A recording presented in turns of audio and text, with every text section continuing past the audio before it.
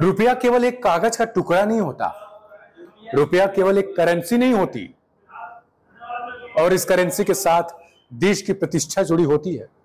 और जैसे जैसे करेंसी गिरती है, देश की प्रतिष्ठा गिरती जाती है। यह बयान शायद आपने सुना भी होगा, नहीं भी सुना होगा, लेकिन यह बयान है दिवंगत हुई सुषमा स्वराज की, जो पूर्व विदेश मंत्री रह चुकी हैं। और सिर्फ पूर्व विदेश मंत्री नहीं, उनके साथ एक शब्द जुड़ा है, धाकड़ रही हैं। वो अपनी बेबाक आवाज के कारण जानी जाती रही है, बेबाक फैसलों के कारण जानी जाती रही है। नमस्कार, फुल एंड फाइनल देखना आप शुरू कर चुके हैं और आपके साथ मैं हूं दिव्यांशु।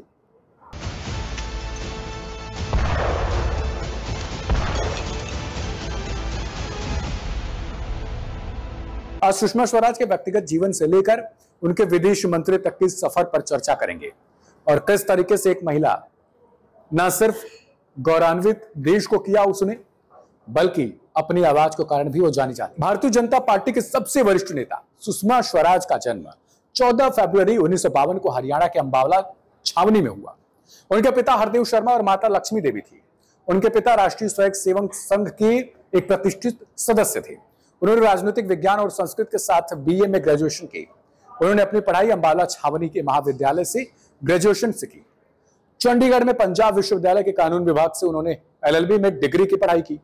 इसके अलावा उनकी रुचि शास्त्रीय संगीत, कविता, ललित कला, नाटक शामिल है। वह कविता और साहित्य में भी गहरी रुचि रही है उनकी। सुषमा स्वराज को एनसीसी का सर्वश्रेष्ठ कैडेट रही है। हरियाणा के भाषा विभाग में उन्हें लगातार 3 साल तक सर्वश्रेष्ठ हिंदी अध्यक्ष का पुरस्कार जीता। वह एसी वाली मेमोरियल इलस्ट्रेशन प्रतियोगिता में पंजाब विश्वविद्यालय के हिंदी में सर्वश्रेष्ठ वक्ता भी रही। और इतना ही नहीं, संसद में भी उनके भाषण को सभी ध्यान से सुनते थे। उन्होंने बयानबाजी, प्रतियोगिता, वाद विवाद, गायन, नाटक और अन्य सांस्कृतिक गतिविधियों में भी काफी अवार्ड जीते। वह 4 साल तक हरियाणा राज्य के हिंदी साहित्य सम्मेलन की अध्यक्षा रही। सुषमा स्वराज का पारिवारिक जीवन सफर की बात करें तो पेशे से एक वकील थी। 13 जुलाई 1975 को भारत के सर्वोच्च न्यायालय की एक वरिष्ठ वकील स्वराज कौशल से उन्होंने शादी की। स्वराज कौशल 1990 में देश के सबसे युवा राज्यपाल बने। 1990 से 93 के दौरान स्वराज कौशल ने राज्यपाल के रूप में मिजोरम का जिम्मा संभाला। इसके बाद 1998 से 2004 तक वे संसद सदस्य रहे। वहीं उन्होंने उनकी दोनों बेटी बंसुरी कौशल ऑक्सफोर्ड यूनिवर्सिटी में लॉ में बैरिस्टर हैं। सुषमा स्वराज ने कैसे शुरू किया राजनीतिक सफर, अब इस पर चर्चा करना बहुत उचित है। सुषमा स्वराज ने 1970 में एक छात्र नेता के तौर पर अपने राजनीतिक करियर की शुरुआत की थी। इस दौरान इंदिरा गांधी की सरकार के खिलाफ कई विरोध प्रदर्शनों में उन्होंने हिस्सा लिया। वह एक असाधारण वक्ता और प्रचारक थी, जो बाद में जनता पार्टी में शामिल हो गई।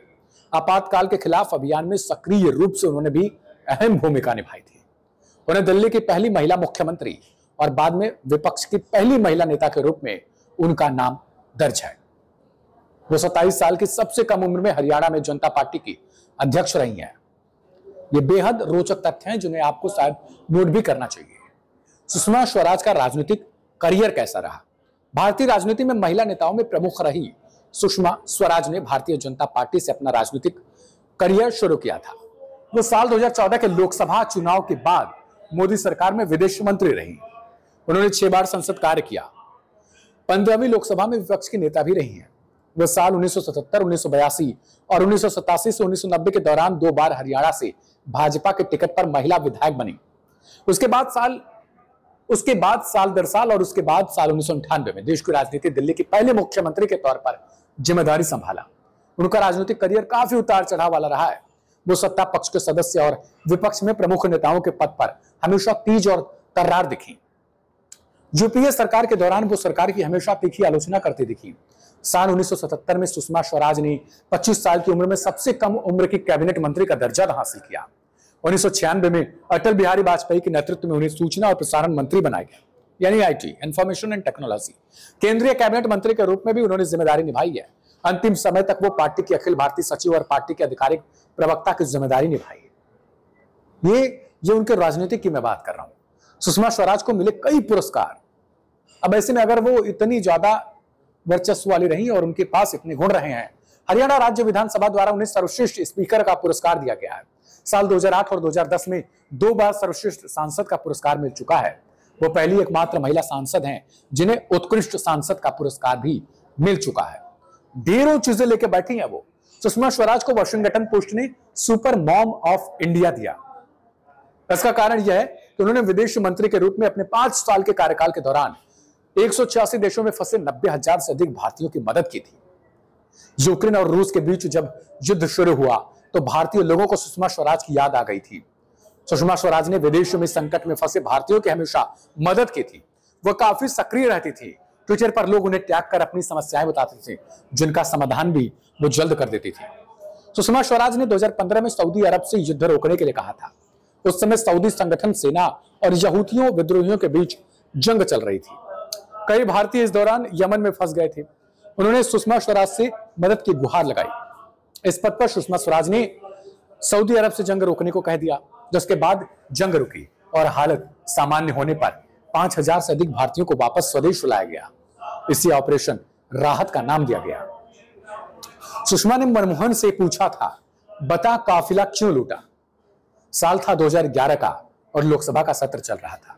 लोकसभा में बिजनेस रूल पर बहस भी चल रही थी। विपक्ष लगातार मनमोहन सिंह पर हमला बोल रहा था।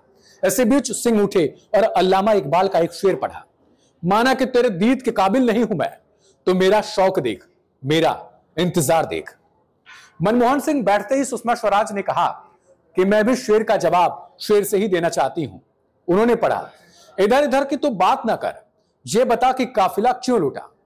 दोनों का यह वार पलटवार आज भी यूट्यूब और अन्य जगहों पर खूब देखा जाता है।